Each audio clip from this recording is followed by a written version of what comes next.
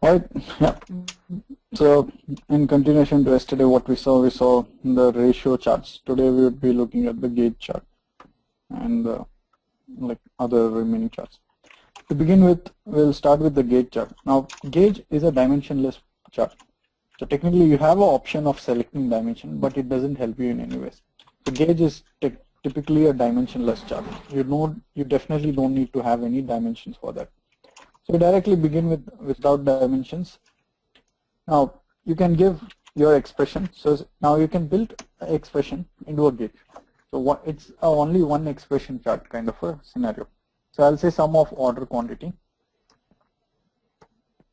Right, that's all. Now I'm just going to leave it this way. Sum of order quantity. Okay. Now once I have this, I'll just say next. Dimensions, I mean the sorting, nothing. I'll just say finish. Now what happens is, clear, in gauge there are a couple of styles. So it has picked up the first style, so the speedometer style. Within that, it is showing me a line which is kind of crossing the 100%, right? And the last is nothing but the 100%.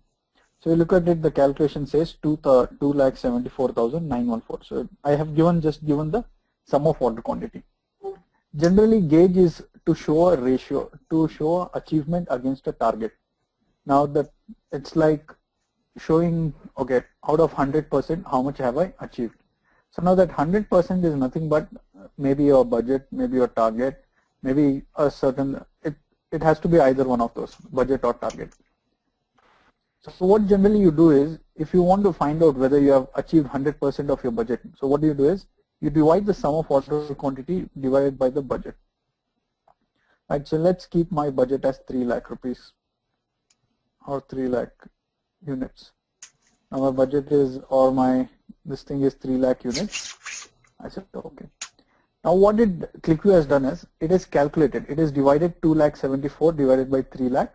It is 0.9191. It is nothing but 91%. So if you look at it, the speedometer bar or the pointer is also at 91.63. So that by default, these speedometers come from 0 to 100. So it is just showing 0 to 100. Within that 0 to 100, how much it is achieved, it is showing.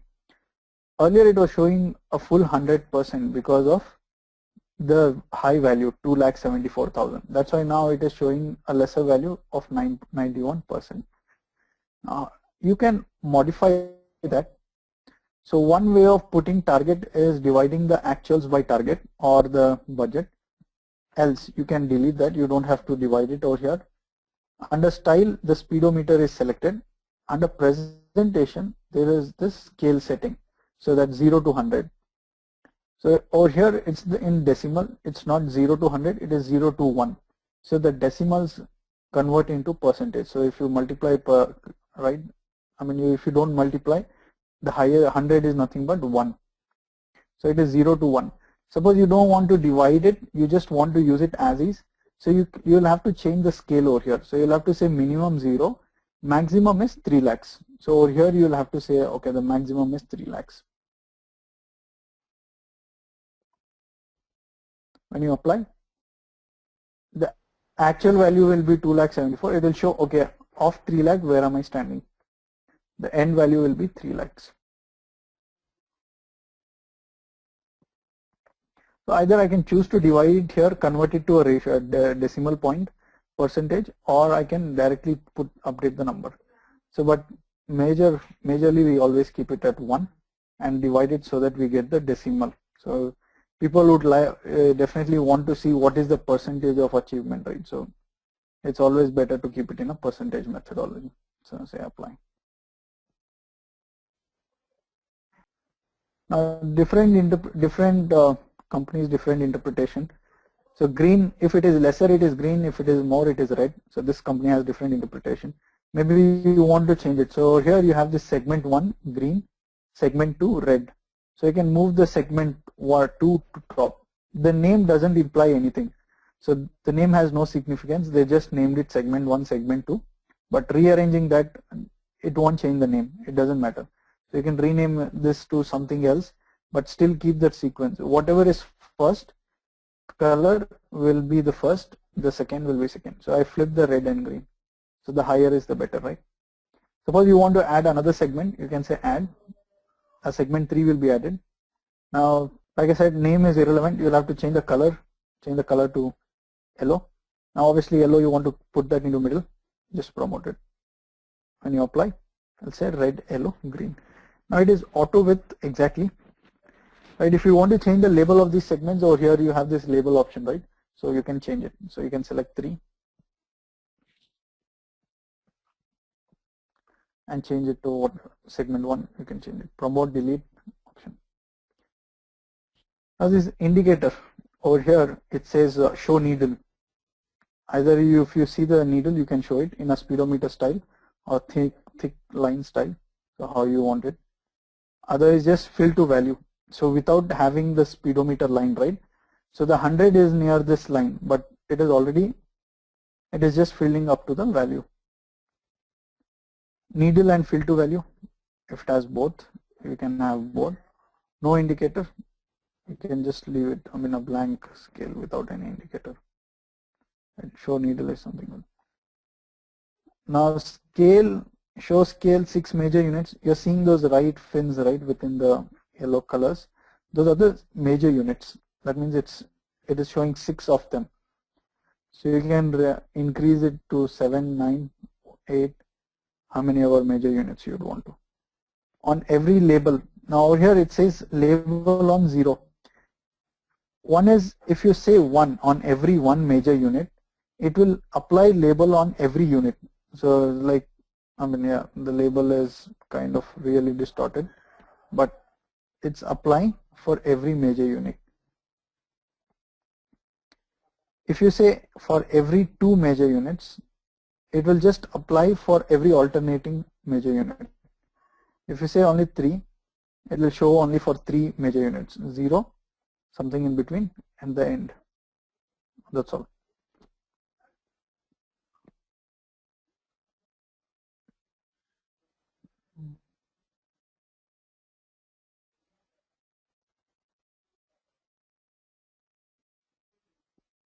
So if you have 6 units, it is perfectly divided in 6. So 20, 40, 60, 80, and 1.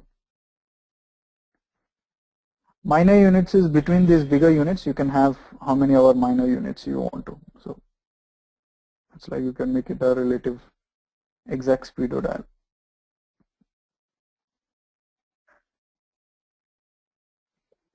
Circular gauge settings, cylinder thickness. So this cylinder thickness that you're seeing, right, can be increased or decreased. So if you say 80, it will increase. If you say 20, it will become a thin line. 50 rupees. The angle between the 0 to 1, right, it is not the whole angle span is not 360 degrees, it is 270 degrees. Right? There is a 90 degrees gap in between 0 to 1. So you can have, this 270 is nothing but the entire angle span. You can change this to 360 or 320 degrees. It will be an entire circle. 358 degrees, almost a full circle. Right? 360 will create a complete circle. Or you can keep it like this, 180 degrees, half circle.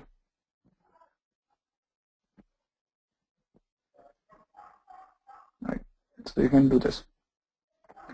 Now the center angle says 0 degrees. So 0 degrees is the center angle. So it is 0. Suppose I change it to 90. It will flip the chart. It will 180. 0. Right, I can change those things using the center angle, angle span, and cylinder thickness. Now on top we saw that, okay, this red, yellow, green is kind of fixed, right? So it is equal width and equal segmented. So what enables that is this auto width segments in the bottom. So if this is check marked, the widths of these red, yellow, green are auto width. It's basically the equal and done automatically. If I uncheck this, on top you see this lower bound being enabled. So when you check this, the lower bound is disabled. But when you uncheck this, the lower bound gets enabled. So technically lower bound is for defining the area of this color or the kind of point where it should end. There is no upper bound, there is only lower bound. So what lower bound does is, red starts from 0, right? Obviously red starts from 0. Now I can't define till where I want red, but I can define where yellow should start. So if I go to segment 3 yellow, I can write yellow should start at 30 degree, 30%, or I can say 20. I can't put an end to the yellow, but I can say where green should start. I'll say green should start at 80. So like this.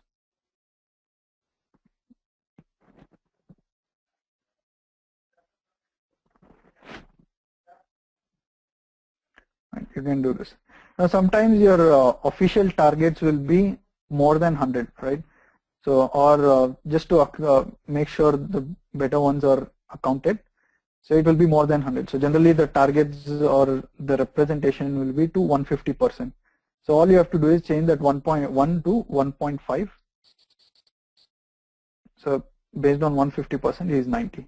So here the lower bound for green will be 100. Sorry, not 100, 1.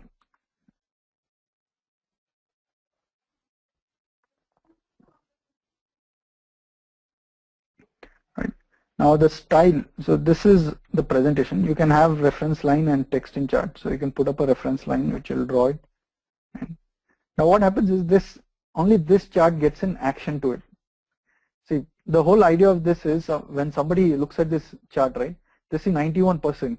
It surprises them. They want to look at the data in behind. They will not think that this is a gate chart or what. They'll just go click on it. So when they click on it, you need to take them to a particular solution or analysis, right? So that's why the action is available. So you can set an action. Colors has no difference. Numbers, yep, you can define it as how you want to. So I can say numbers percentage. So it will convert to percentage. The decimals will be converted to percentage. Font layout caption remains the same. Now, along with this, you can change. So the gauge is simple. It is always against a percentage or against a target. So you have to define the target clearly, how you want it. Whether you're going for complete whole numericals or numbers, you have to define the targets in numbers. Or if you're going with decimal, you'll have to define the target in decimal and make sure your calculation is returning decimals, right? And you have to define the 3 segment areas where you want to find out, like the colors. So based on that, it will be available. The same concept applies on the different styles. So under styles, there's this kind of gauge chart, right? This is not exactly a speedometer dial, but a speedometer, right? It's the same properties, only the visualization is different. Same presentation properties, same actions, all the properties are same. There are no dimensions or anything, only expressions. Along with this is a horizontal linear scale. So basically, if I just convert this to horizontal, what we saw in a circular method, this is a horizontal. So the 0.9 that you're seeing is the horizontal, like it's the scale. It's pointing at 0.91.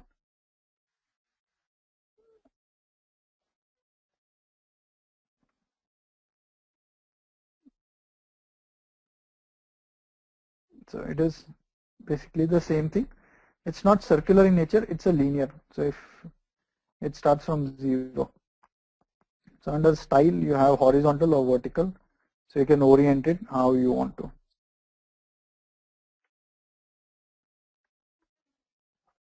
Then there is this thermometer. Now thermometer does not have like multiple colors. It has only one color. So there is no, in the properties, there is a slight change when you select the thermometer. Under presentation, you don't have those other color settings, you just have the maximum minimum. Now you can change the color that you want to represent, but always it will show only one color.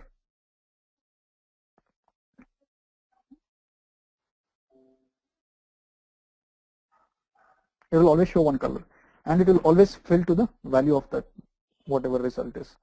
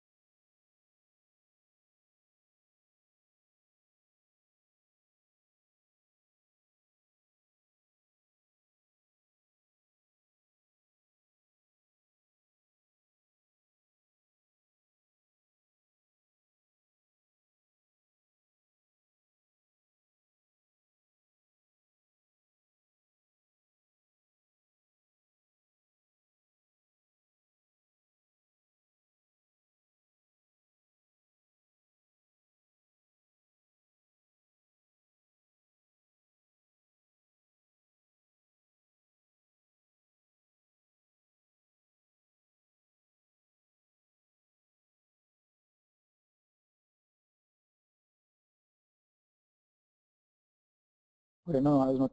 I was actually telling that, okay, traffic light is similar to the circular gauge, or here also you define the segments. Now, or here it won't exactly show you the value you have achieved. It will just put on the light that is falling in that category.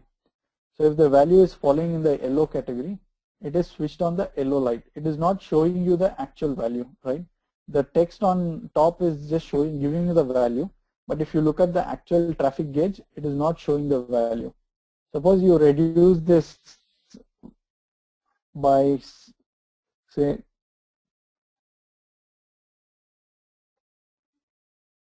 it is still in yellow. If I put this to 9, it is still in yellow.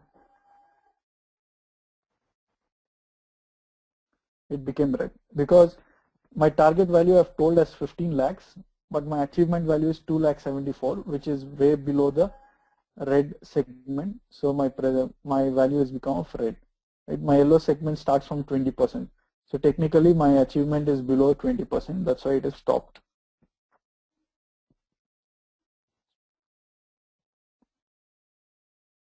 Vice versa, if I'm closer to what I want to achieve, suppose I put this as 2,50,000. I'm way above my target, so I'm green. So that way I can update.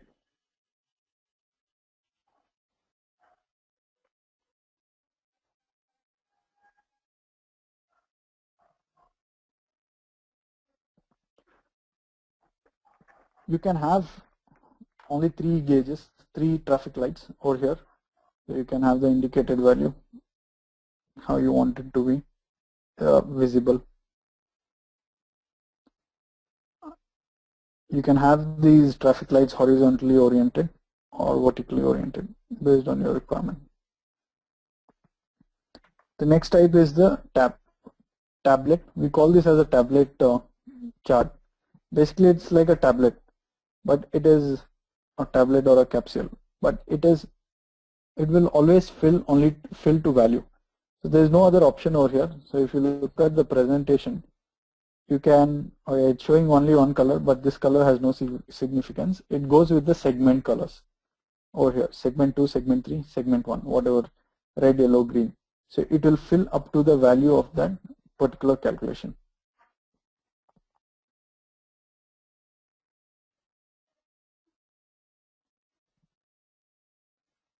And the last style is the LED style.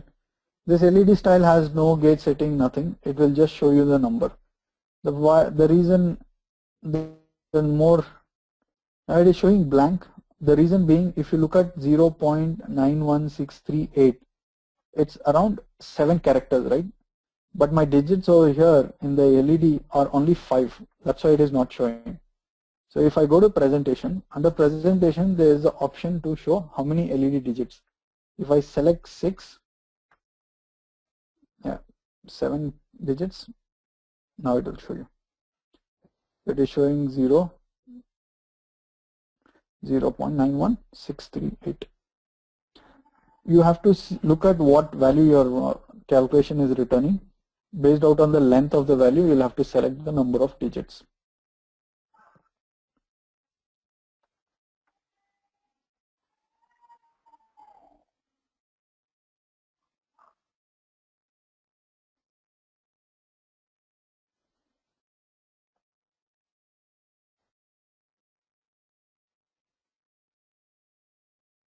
You can set an action on this. So if the user select, you can trigger some action on it.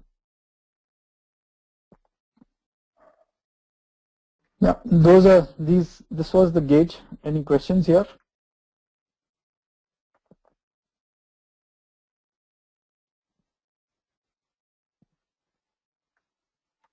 All right.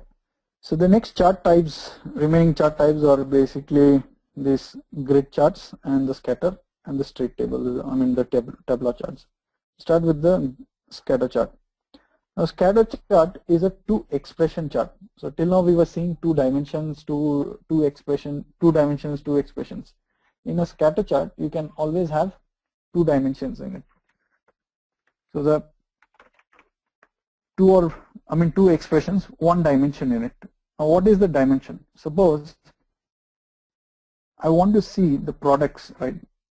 I want to plot a product onto a graph where my x-axis is my sum of order quantity, my y-axis is the count of customer IDs. So it gives you like a plotting. So suppose, okay, we'll see this. I'll just say next. Over here it will ask you what is x and what is y. So what I'll do is sum x, I will say customer ID, y I will say order quantity. Actually customer ID is, now this is a basic view. Now whatever I give here, right, x-axis and y-axis, QlikView will automatically sum up the values. So it will sum of order quantity, sum of customer ID. Now I don't want sum of customer ID, I want count. So to change that expression, I'll have to go into the advanced mode over here. Advanced mode is nothing but our normal view, right? Over here, one expression, two expression. Instead of customer ID, I'll say count. Instead of sum, I'll say count of customer ID. Now what QlikView is plotting a chart is, it is set a scale, okay? The scale is starting from 0, 0. Y-axis is the breakage of order quantity, 1000, 2000, 3000. X-axis is the count of customers, 1000, 2000, 3000. These product IDs have been plotted on the graph based on how many customer IDs does this product ID, how many customers have bought this product ID and what is the highest overall quantity. So taking the highest value, right, the overall total sum. So it is plotted that. So it's like x-axis versus y-axis. So searching for that point and plotted this product. So that's the scatter chart. Now there are a lot of inferences and methods that you can do this and bring out a lot of analysis out of it.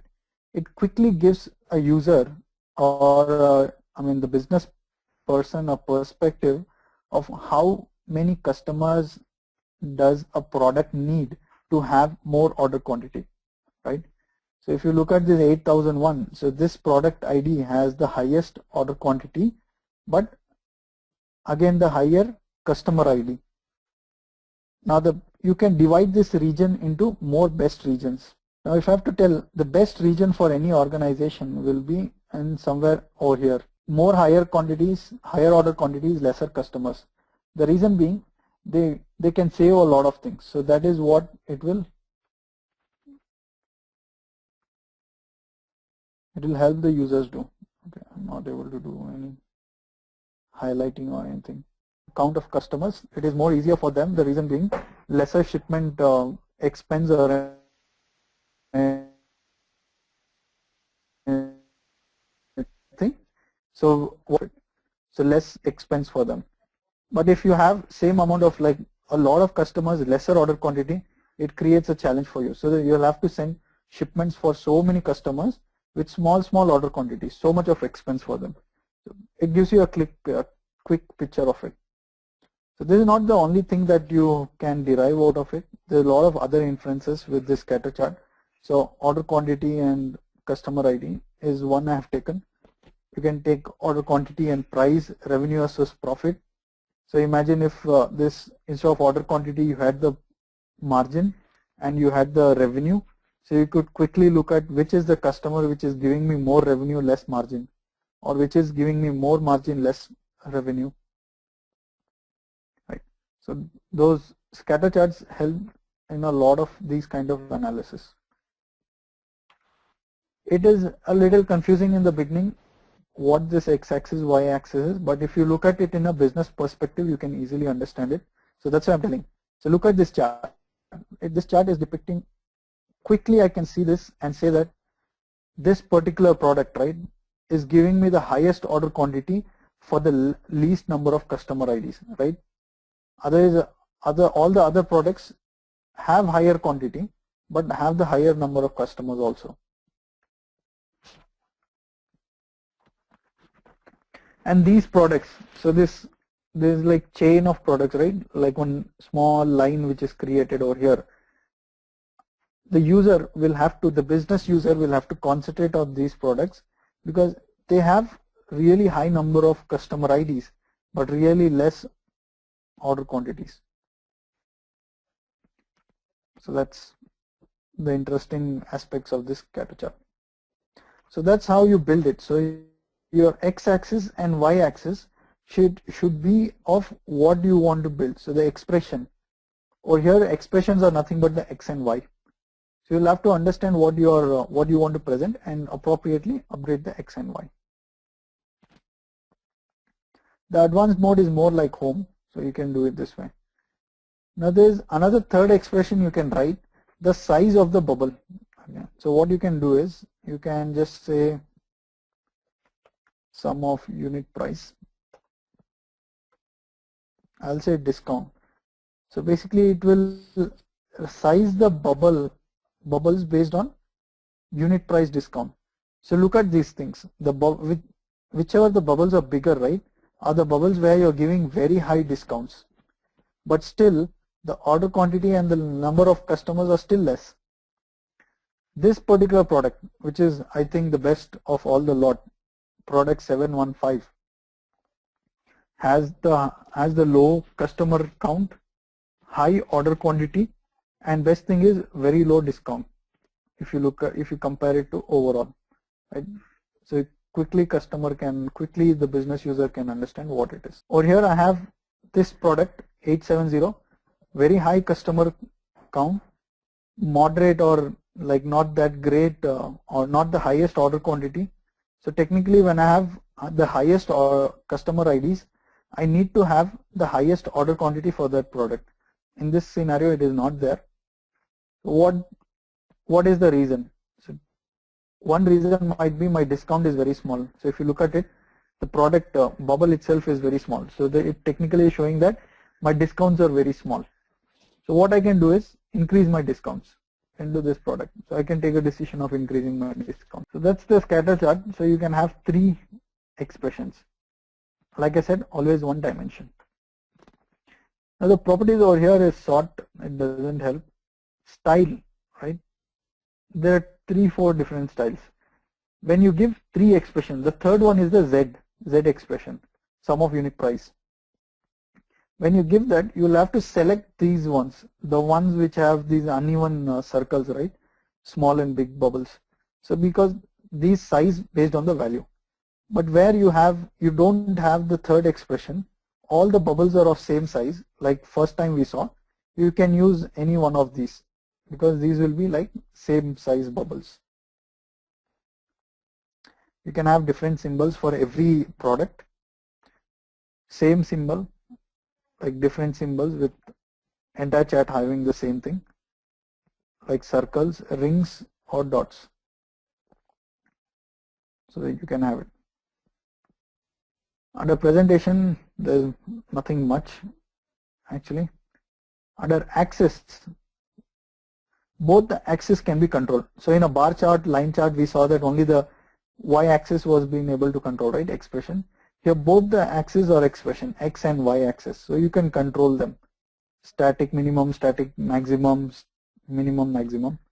Grid style, how you want the grid to be, everything. Colors also play a role, same way that we saw in other charts. 1 to 18 bubbles, same, it will have the sequence of colors. From the 19th bubble, you can repeat the last color of last color or restart it from 1. Then you have color, image. You can update a background image. You can have a dynamic image. And scatter chart is what is used to create maps. So how that we'll see that, like tomorrow I'll do a specific session for maps, so we'll see that then.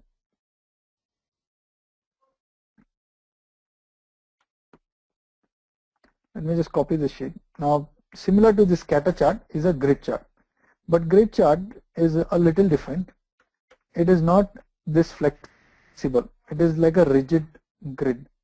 So if you draw a grid, right, it is over here. In a scatter chart we saw 2 expressions. In grid chart it is more like dimensions and 1 expression. So I'll just disable one of the expressions over here. And, sorry, enable only one.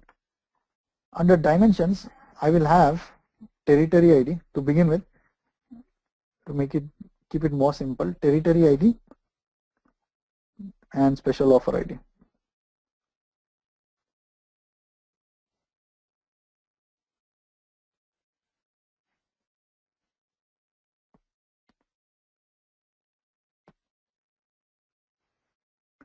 Now what this grid chart does is, over here the X and Y both come from the dimension.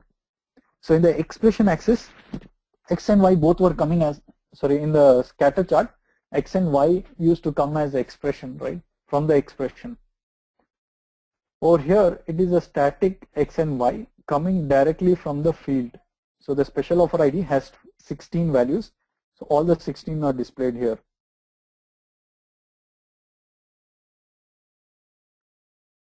The territory has 1 to 10. So all the 1 to 10 are displayed over here. Right. Now what this grid does, it is just, I mean, if you look at it, it is neatly arranged, right? The first row is exactly mapping the special offer ID 1. There are other bubbles also which are very small but not visible because of the size of the bubble. Change the style for now. I'll just keep equal size bubbles. Now you'll understand. It is just creating a markup telling, okay, 1 special offer ID 1, territory ID 1. There is any value? Yes, it put a blue color. Similarly for all the other territory IDs. The ones which are blank, the special offer ID 5 and territory 2, 3, 4, they don't have any value. That means these territory IDs don't have this special offer ID 5. So it is just like a plotting, okay, whether A, B, like a cross table kind of a thing. Right. The style, in the styles, if you select these equal size bubbles or equal size symbols, it will show you like this, equal size. If you select the unequal size, right, over here, it actually change the bubbles based on the order quantity, the value of order quantity. Our expression is order quantity, right? You don't have to add another expression. So this chart is only one expression chart. So you can't add 1 or 2 expressions. So order based on the size of the quantity, value of the quantity, the bubble size also resizes it accordingly. There's another very interesting thing over here. Suppose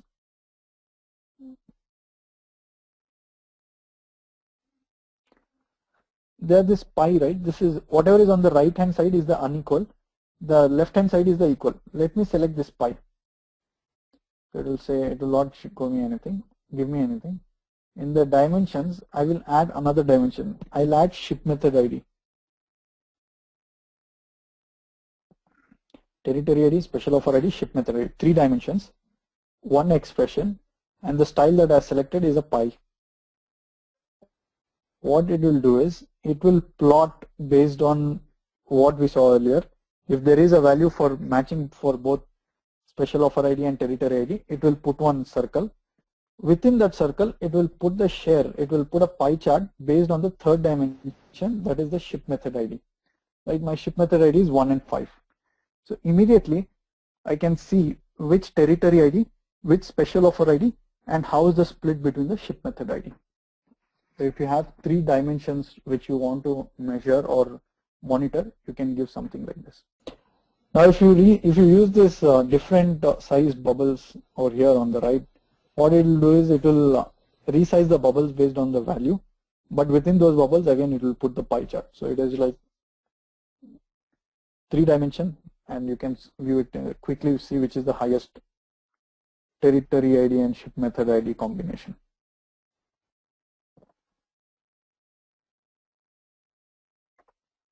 So overall properties is just the style which will differ. Presentation is the regular thing. Access, you can't control any access because both the access are coming out of a field, so you can't do anything about it. Colors, of course, it's the same standard method. If you want to change the colors, you'll have to change it over here.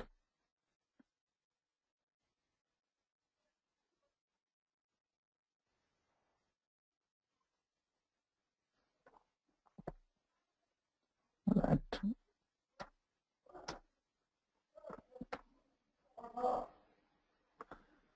With that, we almost covered all these charts. The only thing is the pivot and the straight. Now, pivot and straight are basically just tabular methods of presenting data. So it's like aggregation. We saw the table box, like last time I told table box, you can do no aggregation. So if you want to do any aggregation or you want to do any summing off, you have to use pivot or straight table. We'll start with pivot table today. Select pivot option, next. You'll have to, it's more simpler than the regular charts. Just select the fields that you want to. Suppose I want customer ID, then I might want territory ID or special offer ID is more better. Over here I can select all the dimensions that I want. So similar to what the charts dimensions in the charts work, over here also you'll have to select all the dimensions. You can promote, demote any dimension, add calculated dimension. We will come back to this. Enable condition. Over here you will have to add the expression. You can add unlimited dimensions and unlimited expressions. So there is no. I use territory ID, customer ID, and special offer ID. So that territory, it will show me all the customers. Click it onto that, right, like this. It will give me a cross table view, right? It put all the special offer IDs as the column headers, and it is giving me a quick view of which customer is buying which special offer ID and what is the order quantity. So this customer has bought 5 quantity in special offer ID 1. This customer has bought products in 2 special offer IDs. So like that I can see that. So the only advantage of this pivot table is you can orient the columns and make it a cross table. Right. So if you look at the expression, sorting is there. So you can sort it based on how you want to, which field you want to sort it. Under presentation is where you have the options, more options available. So you can pick the dimensions, right, and say drop down select. Now when you have given a tabular view, you don't want the customer or the user to go to the list box and select, right? You can give them a drop down view. Suppose they want to select territory 6, they can just click on this territory 6. Right. So they can do it this way.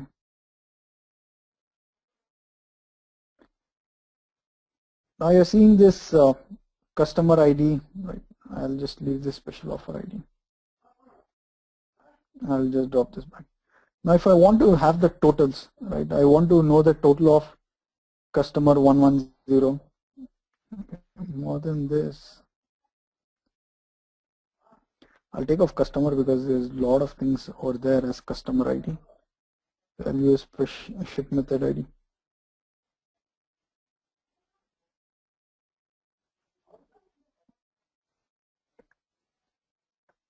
Now, this is just giving me a view of the actual numbers. What if I want the total of special offer ID 1, 2, a total of territory ID? So I can go to the properties over here in the presentation. I'll have to select the field for which I need partial sums. I'm asking for partial sum, right? So I'll select territory ID. It will give me an overall sum for territory. If I select special offer ID, it will give me the total for the special offer ID for particular territory.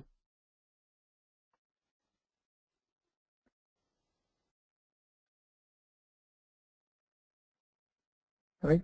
And for territory, total value of the overall territory. So I can decide which field or where I want the partial sums. So I'm not doing a partial sum for ship method ID because somewhere it is 2. Now if I do this partial sum, over here where you're seeing this 1 and 2, right, you'll get to see the partial sum. So over here ship method ID 1 and 5, 1 and 5, 1 and 5.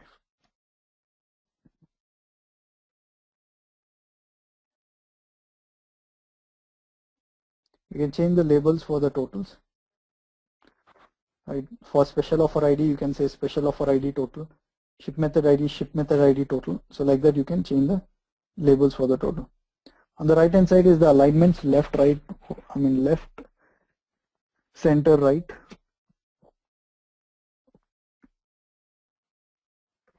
These subtotals are on the bottom right, so the like just below the subtotals. If you just flip this subtotals on top, all the subtotals will be on top. The total.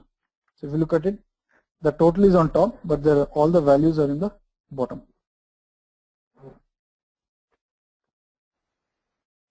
Now this drag and drop on top, this is called as pivoting. So what I did was I just pivoted the values. Now this pivoting is nothing but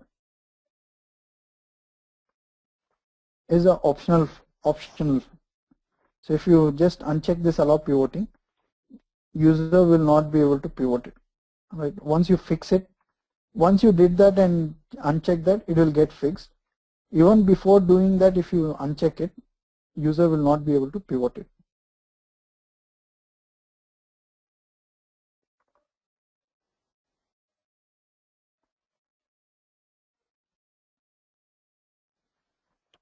User will not be able to pivot it.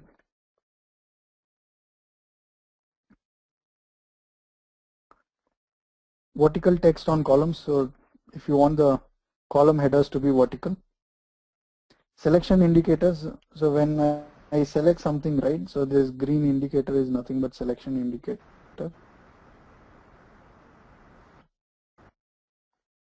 So when somebody clicks on this minus, it is collapsing the values.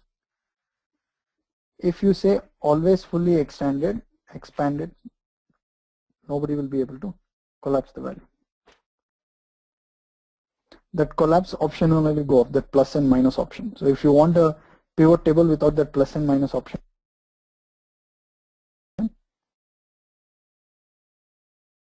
to create it and select always fully expanded. Even if you don't do this always fully expanded, you still have those plus and minus, but when you print it out, you don't want it.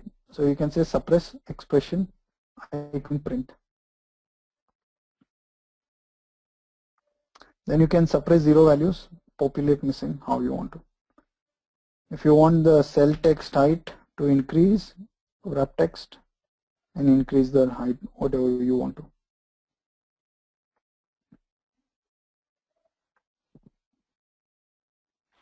The interesting part is the visual cues. Visual cues is if you want to write, if you give some coloring for what the value is.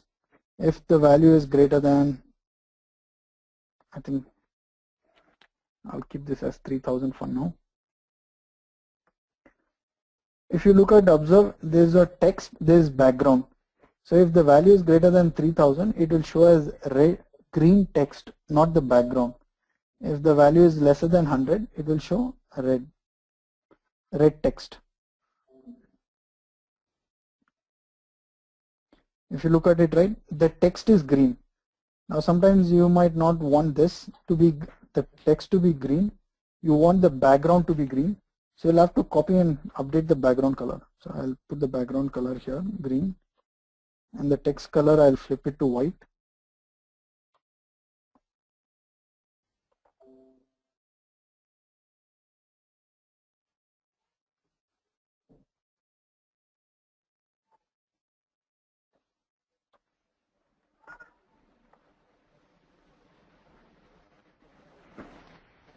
Now we'll see this visual cues.